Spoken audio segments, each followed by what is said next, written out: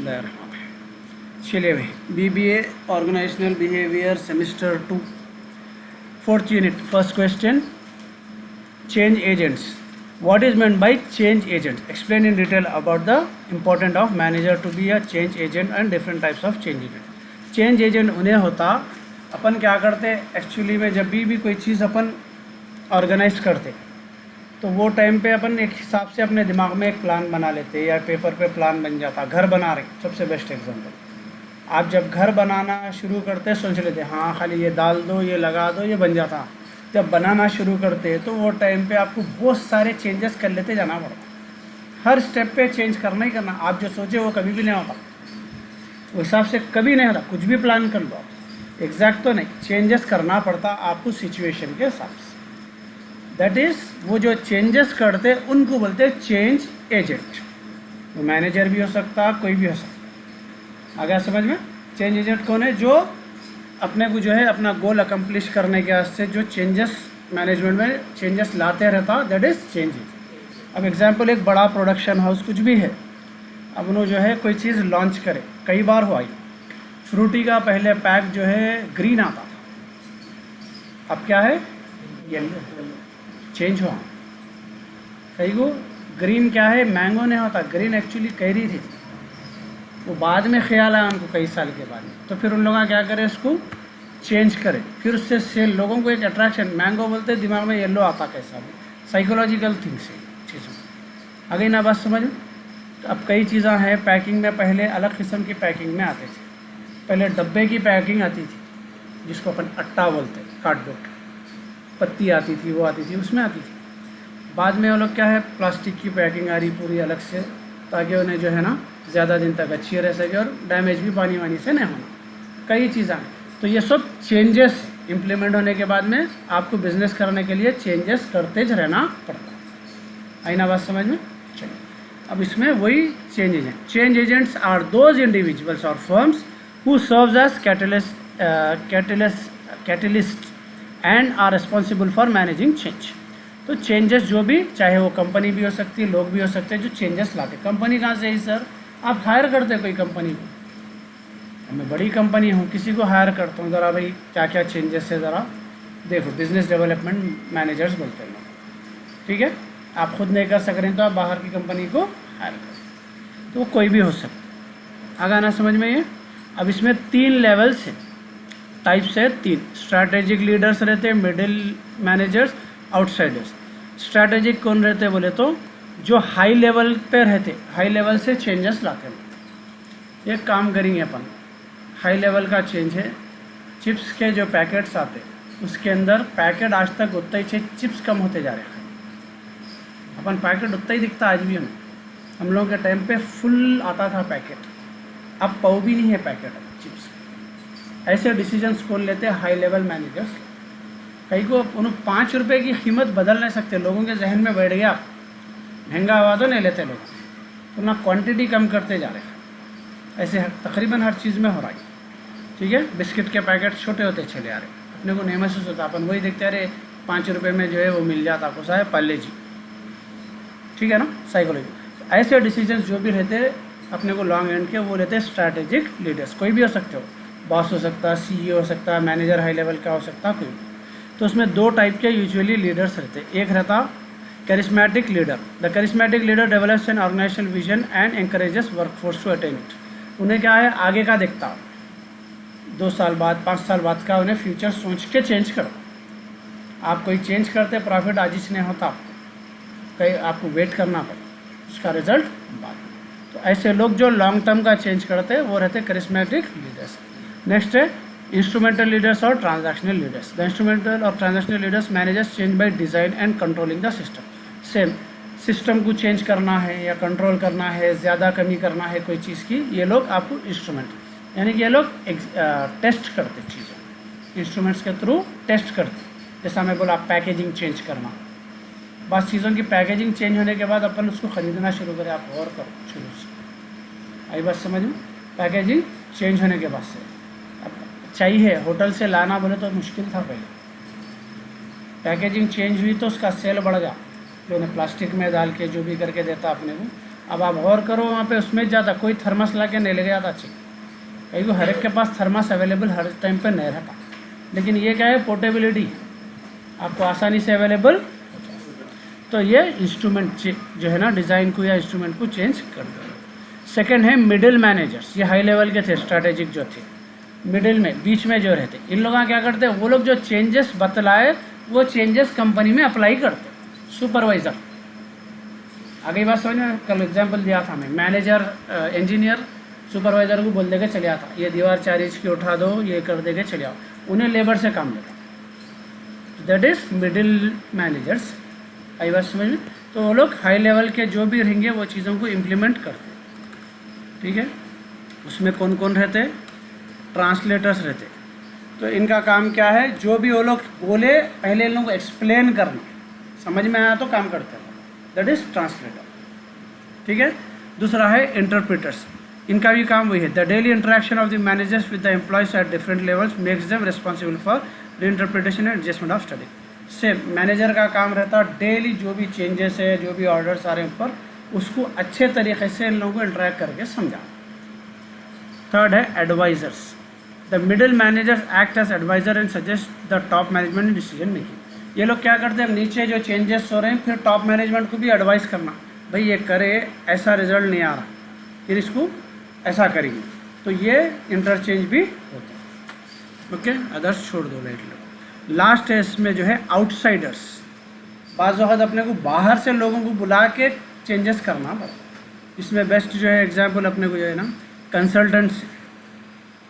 Usually बड़े बड़े companies में कोई भी चीज़ इम्प्लीमेंट करने से पहले कंसल्टेंट्स को कॉल किया जाता है। वो लोग जाते, वो लोग कंपनी का पूरा जायज़ा लेके फिर उसका एक सेटअप पूरा बना। एग्जाम्पल है, मैं कंसल्टेंसी डाला करियर काउंसलिंग की, तो कोई मेरे पास आता, भाई मैं ये पढ़ना चाह रहा हूँ, क्या करूँ, मुझे समझ में नहीं आ रहा, बाहर जाना चाह रहा हूँ, तो पहले मैं उसका इनपुट लेता हूँ, फिर उसको एक तरतीब का जो है सिस्टम बना के देता हूँ, दैट इज़ कंसल्टेंसी। तो कंसल्टेंट्स भी क्या करते, कंपनी में आते, इनपुट लेते, फिर वो लोग क्या कंपनी चाह रही है उस हिसाब से चेंजेस बता के चले आते, ओके। ये है कंसल्टेंट। या फिर न्यू CEO, पहले का समझो ऑर्गेनाइजेशन सही नहीं चल रहा था तो उन्हें नए बाहर से CEO को हायर करते, चीफ एग्जीक्यूटिव ऑफिसर। अक्सर बड़े बड़े कंपनीज में होता, अपन सुनते हैं माइक्रोसॉफ्ट का चेंज होगा, वहाँ का चेंज होगा, ये लोग बाहर से हायर करते, उन लोग आते अपने नए आइडियाज़ चेंजेस अप्लाई करते कंपनी को, ओके। जैसा कि अपन देखे थे, कौन है वो ट्विटर ख़रीदा था, सो इलॉन मस्क, उन्हें लिया, ट्विटर को पूरा बदल दिया, व्हाट्सएप लिया, व्हाट्सएप को बदल दिया, फेसबुक लिया, फेसबुक को बदल दिया। आई बात समझ में, लोगों के हिसाब से या ज़रूरत के हिसाब से पूरे उन्हें चेंजेस अपने अप्लाई कर देता। चलिए नेक्स्ट आंसर है resistance to change.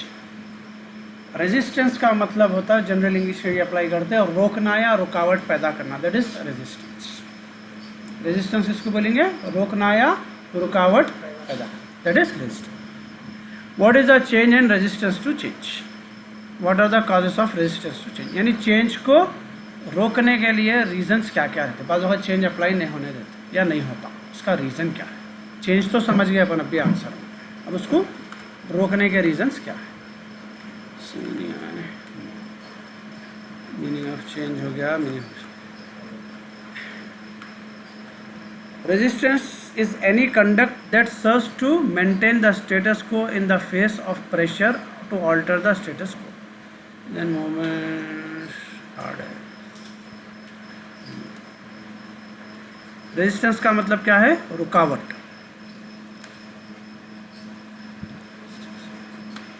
Causes, sources या रीजन, तीनों में से कोई भी एक क्वेश्चन लफ्ज़ रेजिस्टेंस वर्ड आया तो ये आंसर भर देने का है, okay. Loss of status and power in an organization, employees always protect their self-interest, power and position, which is one of the most common reason for resisting change. Usually क्या होता है, जैसा मैं बोला, नया बंदा आया, अब उन्हें आके जो है ना ऑलरेडी एग्जिस्टिंग मैनेजर है, लेकिन उन्हें अहमियत किसी और को दे रहा नए चेंज के तौर पे, तो वहाँ पे पुराना जो मैनेजर रहेगा, जिसके पास पावर रहेगा, उन्हें वो चीज़ को एक्सेप्ट नहीं करता, उसको ये दिख के आ जाता है, अरे इसकी अहमियत ज़्यादा हो जा रही मेरे सामने। ऐसे लोग क्या करते, चेंज को रेजिस्ट करते, रोकते। आई ना बात समझ में, चेंज को क्या करते, resist. Uncertainty mainly deals with the risk of future events और चेंज।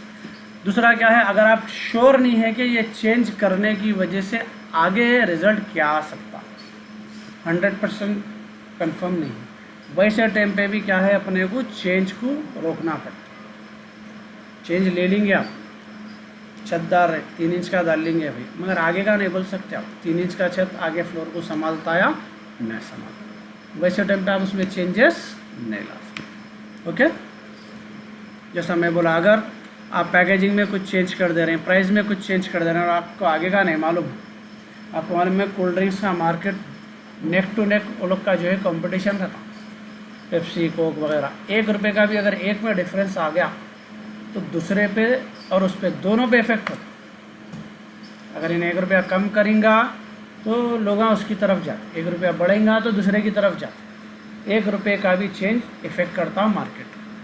तो अगर आपको अनसर्टन है कि क्या हो सकता है चेंज की वजह से, तो आप उसकी तरफ कभी भी नहीं जाते, रोक दे दीजिए। Lack of confidence about change, similar point है, आपको भरोसा ही नहीं है कि चेंज होने की वजह से फिर अपने को रिजल्ट आता कि नहीं आता कि, तो लिहाजा believe that change is not needed. अब चेंज ज़बरदस्ती कंपनी कर रही, अब और अपन बोल रहे हैं कि चेंज की ज़रूरत ही नहीं, अच्छा खासा चल रहा कारोबार, तो ऐसे टाइम पे भी आप चेंज को क्या करते, रोक देते। Lack of trust, same point repeat कर रहा हूँ। To build any relationship trust is an important, one of the important reason for resisting change is the lack of trust among the parties. अब आप कुछ बदलाव लाना चाह रहे हैं और आपके पार्टनर भरोसा नहीं कर रहे हैं, वैसे टाइम पे भी चेंज अप्लाई नहीं होता। जब तक आप उनको कॉन्फिडेंस में नहीं लेंगे, आप ट्रस्ट जो है ना, आप चेंज नहीं ला सकते। इकोनॉमिक थ्रेट्स, सेम वही है, आपको लॉस होने के चांसेस है या फिर कुछ भी यानी चल रहा सो बिजनेस को इफेक्ट होने का चांस है, तो वैसे टाइम पे भी क्या करते हैं, आप चेंज को अप्लाई नहीं करते। Fear of being manipulated, many individuals do not want to be controlled by others, same जैसा बोला, नए बॉस को लाना चाह रही है या एक्सटर्नल कंसल्टेंट को लाना चाह रही, तो हैसो वाले उसको एक्सेप्ट नहीं करते, बात उन्ना डरते, उन्हें आके हमारे ऊपर हुक्म चलेगा, उन्हें आके हमारे ऊपर कुछ करेगा, वैसे टाइम पे भी चेंज एक्सेप्ट नहीं होता। हाई कॉस्ट, चेंज की वजह से आपको बहुत ज़्यादा आपको खर्चा करना पड़ रहा, तो वैसे टाइम पे भी आप चेंज एक्सेप्ट नहीं करते। तो ये जनरल रीजन है पूरे। ओके, नेक्स्ट आंसर है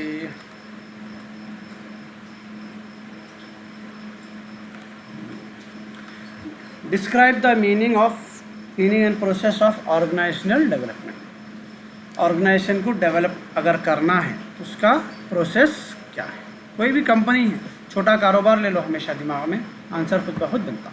according to Cummings and Worley, organisation development is a systematic application of behavioural science knowledge to the plan development and reinforcement organisational strategies and all. इसमें क्या है, आपको अगर आपकी कंपनी, आपके बिजनेस जो भी चीज़ को डेवलप करना है, तो आपको जो प्लान बनाए वो प्लान के हिसाब से हर चीज़ को सिस्टम में ढाल के चलना पड़ता। घर बनाने से पहले प्लान बन जाता, आपको प्लान के हिसाब से जाने का रहता, ज़रा भी हटे तो आपको पूरे का पूरा प्लान डिस्टर्ब होता। ठीक है, ऑलरेडी पहले प्लान बना लेते, दीवार क्या साइज़ की रहेंगी, रूम क्या साइज़ का रहेगा, हर चीज़ उसके अंदर आ जाती, सीढ़ियाँ क्या साइज़ की रहेंगे, कौन से डायरेक्शन में रहेंगे, तो प्लान के हिसाब से आपको हर चीज़ लेके चलना। ठीक है, जब जाएगा डेवलपमेंट। अब इसके अंदर 3 दिया इन्हें अपने को प्रोसेस में, पहला, दूसरा, तीसरा, 3 स्टेप्स दिया। पहला है recognising problem. The first step in organisational development is to recognise a problem. For example, a firm में है problem such as increasing cost, conflicts between different units, low employ morale etcetera. सबसे पहले कोई भी चीज़ में आगे बढ़ना है तो अपने को जो पहले अपने प्रॉब्लम्स है उसको दूर कर लेना। जो भी इंटरनल आपके प्रॉब्लम्स कंपनी में रहेंगे, क्योंकि एक बार आप बिज़नेस स्टार्ट हो गए बाद में वो प्रॉब्लम्स को दूर नहीं कर सकते, आपको टाइम नहीं मिलता, सीधा बिजनेस पे इफेक्ट पड़ता। मैं होटल डाला, ऑलरेडी वो मेरा बावर्ची मेरे कंट्रोल में नहीं, उन्हें की पॉइंट रहता किसी भी होटल, बाकी सब मिल जाते आपको, वेटरा मिल जाते, सब मिल जाते, मैनेजर मिल जाता, कोई भी, बावर्ची वही रखना पड़ता। एक बार जो टेस्ट दे दिए वो टेस्ट मेंटेन करने का रहता अपने। तो अगर उसके साथ ही जब आपको इश्यूज़ है तो आप बिज़नेस डायरेक्ट स्टार्ट नहीं कर सकते, लात मारता चले आप, बिज़नेस या ख़राब हो जाता है, बन जाता। तो पहले अपने इंटरनल प्रॉब्लम्स को आइडेंटिफाई कर लें। दूसरा है डायग्नोसिंग ऑर्गेनाइजेशन। डायग्नोस बोले तो इलाज, अपने प्रॉब्लम्स का क्या करेंगे अपन, इलाज करेंगे। Once the problem is recognise the next step is to diagnose the organisation. Organisation में जो जो प्रॉब्लम्स हैं वो सारे प्रॉब्लम्स को सबसे पहले दूर करेंगे। जो पोजीशंस फिल करना है फिल करेंगे। इंटरनली पहले हर चीज़ पूरी तैयारी कर लिए बाद ही शादी करेंगे। आगे बात समझ में। बाद में बोले खाजी साहब से बात नहीं हुई बोले तो परेशानी आती है। Giving feedback. Now the feedback is given to the respective manager. For example, the executive conduct a meeting with managers where the consultant gives the feedback. उसके बाद में जब सब चीज़ें अच्छे तरीके से चल रही तो मैनेजर हर एक का फीडबैक लेता है। फीडबैक अच्छा यूज़ करो जहाँ जहाँ यूज़ कर सकते, ठीक है। फीडबैक क्या रहता है, जब आप कोई चीज़ यूज़ कर रहे हैं या कुछ भी कर रहे हैं उससे रिलेटेड आप इन्फॉर्मेशन प्रोवाइड करना, दैट इज़ कॉल्ड फीडबैक। आप दुकान में जाते निकलते वक्त पूछा मैडम पसंद आया आपको प्रोडक्ट, सर्विस कैसी दिखी, दोज आर कॉल्ड फीडबैक्स। तो फीडबैक्स से क्या होता है, आपको बिजनेस इंप्रूव करने में बहुत फ़ायदा। आज इस वंडरला से एक बच्ची आई थी, उन लोग सर्वे पे कुछ निकले हुए हैं। ज़्यादातर स्कूल्स वाले जो है वंडरला को बच्चों को नहीं लेके जा रहे हैं। उसका रीज़न क्या है वो पूछने को इतना। BBA की है कहते प्रोजेक्ट के वास्ते निकले हुए हम, वहाँ से इंटर्नशिप कर रहे हैं। आप लोगों को भी करना है लास्ट ईयर में। सेल्स मैनेजर को सेल्स मार्केटिंग वगैरह उन्हें मार्केटिंग की, तो मार्केटिंग में जो है आपको प्रोडक्ट उनको वंडरला को मार्केट करना था गली गली जाके स्कूलों में, तो वो भी जाके साथ में फीडबैक ले लेके जा रहे हैं। तो उसके मार्क्स मिलते हैं तुम्हारे कॉलेज वालों में। निज़ाम कॉलेज की ये बच्ची। इंटर्नशिप तकरीबन हर पढ़ाई में है, अपने पास नहीं करते। हर पढ़ाई में डॉक्टर्स आप जाते हो वैसी वगैरह हॉस्पिटल्स गए तो डॉक्टर के पीछे ऐसा पैडा ले लेके बुका ले लेके फिरते रहते थे, इंटर्न्स रहते हैं। आगे बात समझ में। हम लोगों को सॉफ्टवेयर फील्ड में क्या था जो है ना, डेवलपमेंट में आपको कंपनी में जाके उन लोग के लिए सॉफ्टवेयर डिज़ाइन करना, तो फिर उन लोग आप फीडबैक, सॉफ्टवेयर उनका रेडी होगा तो उन्हें आपको सर्टिफिकेट देते, वो सर्टिफिकेट आपको कॉलेज में शो करना, फिर उन लोग उसके ऊपर आपको मार्क्स देते प्रैक्टिकल। वो आपको जब आप जॉब के लिए जाएंगे तो अब जब आप इंटर्नशिप का आपका प्रोजेक्ट शो करेंगे तो आपको ज़रा ज़्यादा अहमियत मिलेगी। आई बात समझ में। कॉलेज प्रोजेक्ट बोलते हैं, ऑलमोस्ट सबको रहता हो, अब अपने पास नहीं करते हो कॉलेज वाले, ठीक है। फीडबैक्स जब पूरे उनके जो जो लोग काम करे प्रॉब्लम्स पूरे दूर हो गए, जब वो लोग से फीडबैक्स लेंगे वो फीडबैक्स के हिसाब से फिर काम ऑर्गेनाइजेशनल डेवलपमेंट में हेल्प मिल जाए। आ गया समझ में, हो गए आंसर्स।